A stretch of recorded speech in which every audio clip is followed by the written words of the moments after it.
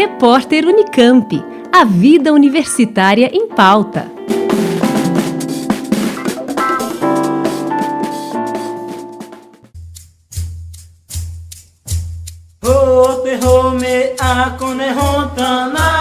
As políticas de inclusão no ensino superior vêm ampliando a presença de estudantes indígenas em universidades de todo o país. Na Universidade Estadual de Campinas, de casos isolados, eles passaram a marcar presença em todas as áreas do conhecimento, especialmente a partir de 2019, com a primeira edição do Vestibular Indígena, que hoje já oferece vagas em todos os cursos de graduação. Se há cerca de 5 anos os alunos indígenas matriculados na graduação eram 40, hoje eles já são 343. Parece pouco, mas tem sido suficiente para que sua presença e suas demandas não consigam mais ser ignoradas pela academia. Ao longo desta série Ciência Ancestral, a ideia é mostrar como o conhecimento e o olhar dos povos indígenas vem transformando o que entendemos como ciência e reivindicando espaços para outras formas de pensar e agir em relação aos problemas que afetam não só os povos originários, mas o mundo contemporâneo. Ciência Ancestral.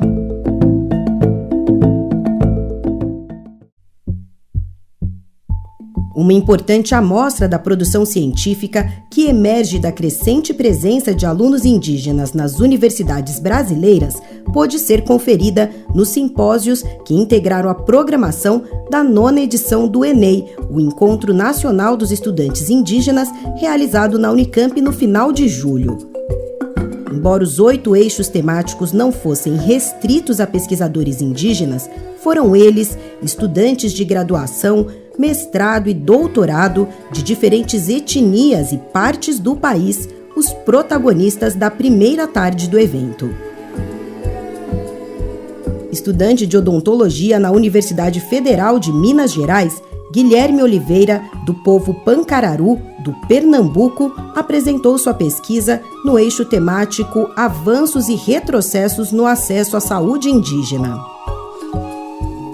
O presente objetivo do trabalho foi levantar dados sobre a atual estrutura do serviço odontológico dentro do povo Pancararu e observar quais os pontos ainda precisam ser melhorados através dessa pesquisa. Foi feita uma entrevista semi-estruturada com as atuais auxiliares de saúde bucal, as duas, e o problema que é relatado muito é que caberia mais um profissional dentro da aldeia, uma vez que a demanda da população ela é muito grande, por ser considerada a segunda maior população de povos indígenas do estado de Pernambuco. O povo Pancararu possui 3 equipes multidisciplinares de saúde indígena, mas apenas 2 profissionais, ou seja, uma das equipes fica descoberta, fazendo com que os outros 2 profissionais tenham que se intercalar entre si para poder suprir a demanda da população. Guilherme relata 2 principais dificuldades em seu percurso como pesquisador: enfrentar o preconceito ainda presente num dos mais tradicionais cursos da área da saúde e lidar também com a ausência de bibliografia especializada. O curso da odonto, assim, quando a gente chega, a gente diz que é estudante indígena, que vem de um contexto ADA, as pessoas ainda ficam muito surpresas, porque não esperam que a gente saia do nosso meio, a gente deixe tudo que a gente tem para a gente estar ali ingressando. O pessoal costuma muito dizer que o curso da odonto é um curso que é feito para a elite, mas assim, eu vejo nesse curso da odonto uma forma de a gente também trabalhar a prevenção, do autocuidado, trazendo isso voltado dentro para as comunidades indígenas. Uma pena que, infelizmente, quando eu estava fazendo esse trabalho, eu queria referências, eu achei poucas referências de trabalhos odontológicos voltados para os povos indígenas e, infelizmente, não achei nenhuma referência que seja algo publicado por indígenas dentro da área da odontologia, sabe? Ainda é uma pena assim, muito grande, mas que nós estamos aqui, enquanto estudantes indígenas, pessoas do movimento, para a gente mostrar assim, que a gente está nessa luta e que a gente vai permanecer. Para pesquisadores e intelectuais indígenas, a academia é, sobretudo, um estratégico espaço de resistência. Prova disso é o trabalho apresentado por Naira Pereira, estudante de Geografia na Universidade de Brasília, a UNB, realizado em parceria com Daniel Cunha, recém-formado no mesmo curso, mas na Universidade Federal da Bahia. Naira, que é do povo Cachuiana, do Pará, conheceu Daniel, do povo Pataxó, da Bahia, durante uma mobilização indígena em Brasília. Compartilhando das mesmas inquietações, eles uniram forças para pesquisar os conflitos de terra em seus estados de origem. Esse trabalho que a gente fez se intitula Entre o Arame Farpado e a Bala, Conflitos Territoriais e Assassinatos de Indígenas na Bahia e no Pará, de 2003 a 2020, né? Eu e meu colega, que é o Daniel, a gente fez pensando na espacialidade, na questão territorial, o conceito de território e analisando os conflitos territoriais durante 2003 e 2020, né? Então a gente começou partindo do conceituação de retomadas, que é um conceito criado muito pelo movimento indígena, particularmente pelo povo Tapeba, quando começaram a retomar seus territórios. Essa questão de instabilidade e processo demorado da demarcação de terras indígenas cria muito esses conflitos e cria essas situações de assassinato, né? Então na Bahia a gente observou que 13 casos de conflitos territoriais só nesse período e no Pará são 32. Agora, quando a gente vai analisar quantas pessoas foram assassinadas nesse período, nesses dois estados, na Bahia a gente vê o caso de 55 pessoas assassinadas nesse período. E no Pará, 21. Então a gente vê que pessoas estão morrendo, né, por conta dessa instabilidade no processo de demarcação das terras indígenas.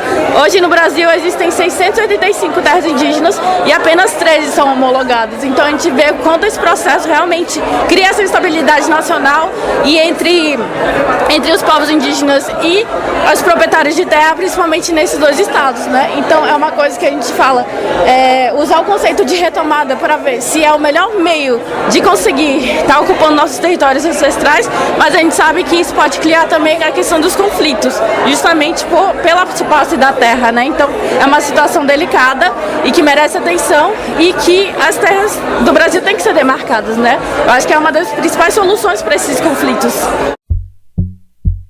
Ciência para documentar e transformar em dados a violência histórica e sistemática contra os povos originários em nosso país e também para recuperar, ao menos em parte, aquilo que esta mesma violência apagou de sua cultura e sua história.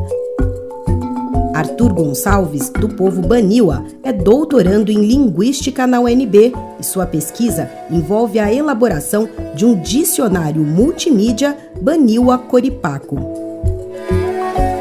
Que tipo de dicionário que a gente está querendo, na verdade? Que a gente vai colocar uma definição das palavras do dicionário, na língua, no caso, né? Que estamos trabalhando é duas, né? Baniwa e Coripaco, que é dialeto dos Baniwa. Aí ela tem gravação, áudio, né, de cada palavra e a frase, e tem imagem também, né? Isso chama a atenção muito para quem não é Baniwa, porque tu não vai conseguir identificar na frase, mas pelo menos foto, tu vai conseguir identificar o que é, né? A outra coisa importante que destacamos aqui, que vai ser um aplicativo, que vai ter foto, imagem, som. Então esse também aplicativo está em construção. A ideia é que a gente chega a pelo menos 5.000 verbetes. E a nossa ideia também é que a gente vai ampliando também nas outras línguas. Por exemplo, inglês, espanhol a gente já está trabalhando, né, a língua. Então tudo isso vai envolver o nosso planejamento do trabalho, né? A pesquisa de Arthur, que é bolsista CAPES, conta com o apoio do Programa de Documentação de Línguas e Culturas Indígenas do Museu do Índio e também da Unesco. Mesmo com as dificuldades trazidas pela pandemia, já foram realizadas 2 oficinas nas aldeias, não só para coletar informações e registros entre os falantes, mas principalmente para discutir com eles a melhor forma de conduzir o projeto. A língua indígena é pouco ainda documentado, né? Dicionário praticamente não tem, material de dados não tem, então é uma coisa que chama a atenção para a gente valorizar a nossa língua. Não só a língua, né? Porque ele requer você estudar a cultura, a sua tradição, costume. Eu já sou professor na comunidade. Eu tentava ensinar minha própria língua, só que eu não conseguia ensinar. apesar de que eu sou falante, porque eu não sabia como ensinar, porque ele tem uma gramática, uma estrutura muito diferente, de qualquer língua ele tem uma estrutura diferente, tem gramática diferente. Eu estudava magistério indígena, que é curso específico voltado para professores. Aprendi várias coisas no curso, na verdade, só que a gente não tinha material dessas coisas aqui, e quando eu queria praticar, eu sentia dificuldade. Então, a partir disso, eu comecei a pensar, eu acho que preciso estudar linguística. Como é que fala sabedoria indígena em Baniwa? Yaneketi, medzeniakonai. Yaneketi, medzeniakonai. Na nossa língua, que pelo menos na minha pesquisa que eu pesquisei, a gente tem um nome, termo, que é pouco conhecido, pouco registrado também, que é medzenia. O que significa? Que nasce com a língua. Isso seria a tradução. Esse aqui a gente não tem tradução ela, porque alguém foi dado pra gente, mas como eu falei, a gente aceitou. Não fosse o caminho da ciência, talvez Arthur não descobrisse que Baniwa foi como o homem branco resolveu designar seu povo. Por isso, como destaca a futura geógrafa Naira Cachuiana, é tão importante o entrelaçamento entre a sabedoria dos povos originários e a academia.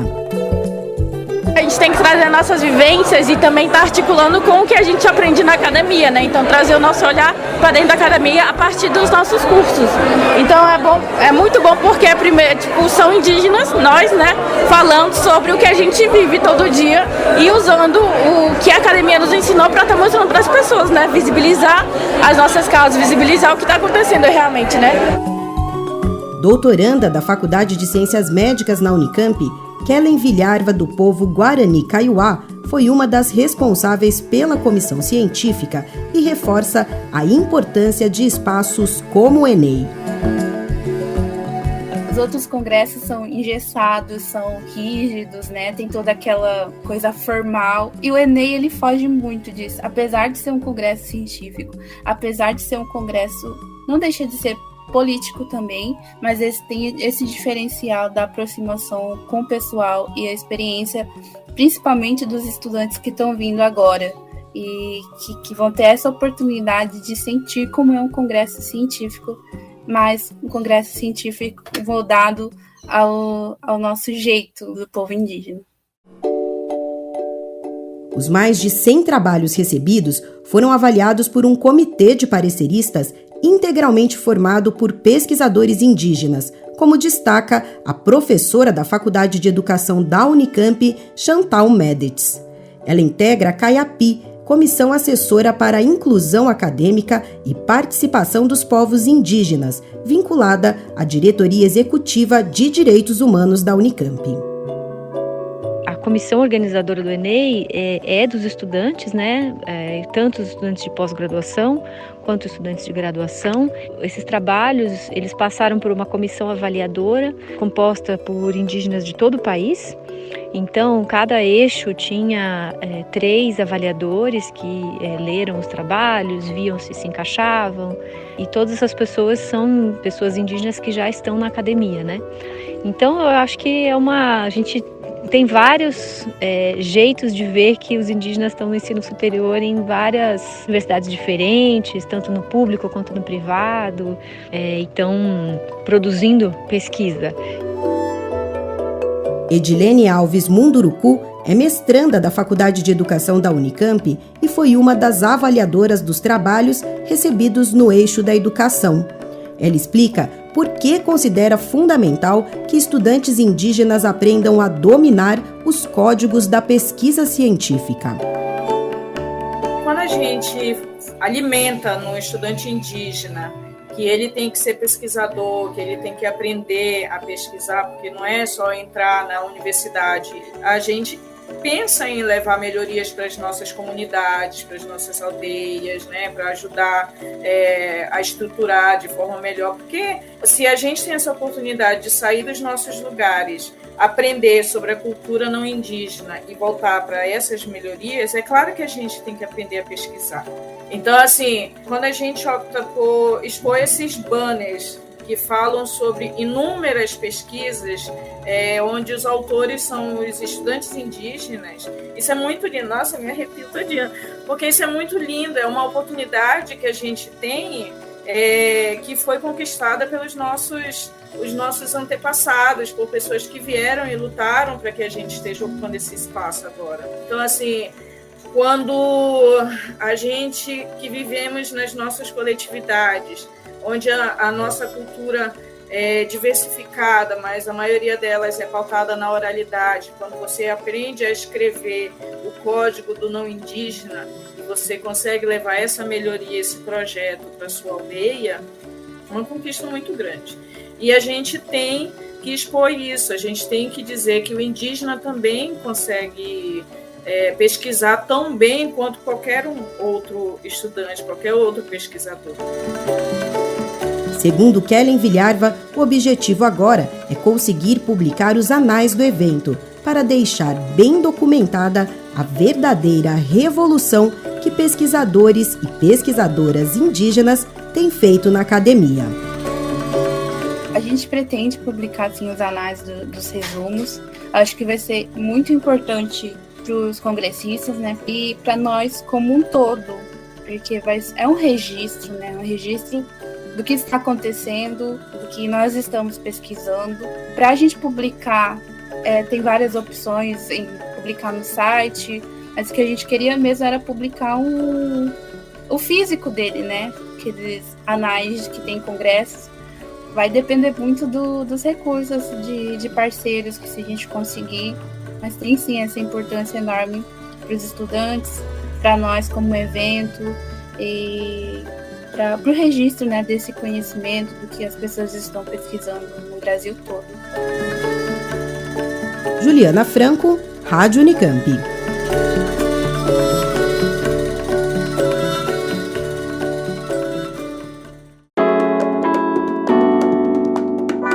Repórter Unicamp. A vida universitária em pauta.